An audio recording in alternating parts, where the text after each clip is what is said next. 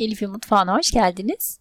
Bugün sizlerle özellikle et yemeklerinizin yanına çok yakışacak Yunan usulü kuru cacık tarifini paylaşmak istiyorum. Birkaç dal kadar taze nane yapraklarını güzelce yıkayarak doğrayalım.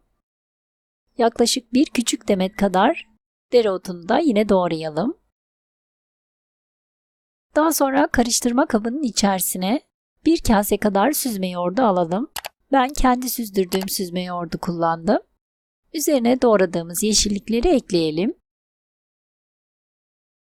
1-2 diş rendelenmiş sarımsak, yarım limonun suyu, yarım tatlı kaşığı kadar tuz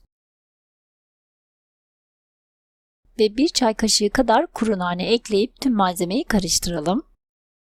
Yoğurdu bana biraz az gibi geldi. Tekrardan üzerine 2-3 yemek kaşığı kadar normal yoğurt ekledim.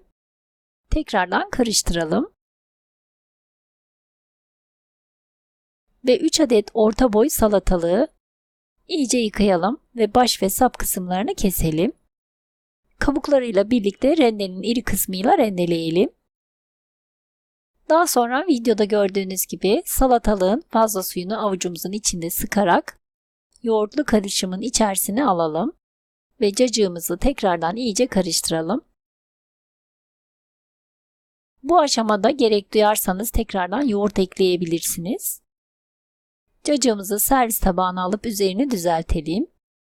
Üzerine 1-2 yemek kaşığı kadar zeytinyağı gezdirelim ve daha sonra servis edelim. Umarım sizler de dener ve beğenirsiniz. Videomu buraya kadar izlediyseniz beğeni, yorum ve paylaşımlarınızla bana destek olabilirsiniz. İzlediğiniz için ve ilginiz için teşekkürler.